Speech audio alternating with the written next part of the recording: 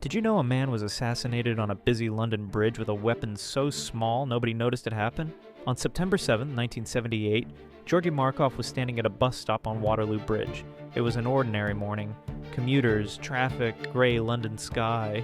Then a stranger bumped into him and jabbed the back of his leg with an umbrella tip. The man apologized, hailed a cab, disappeared. Markov felt a small sting. He went to work. He told a colleague something strange had happened. 3 days later, he was dead. Doctors found a tiny metal pellet buried in his calf. It was the size of a pinhead, drilled hollow and packed with ricin, one of the most toxic substances on Earth. There is no antidote. Markov was a Bulgarian dissident living in exile. He made radio broadcasts mocking Bulgaria's communist leader. The regime wanted him gone, so they called in a favor from the KGB. Together they built a weapon disguised as an accident. A stranger, an umbrella, a bus stop. No one saw a thing.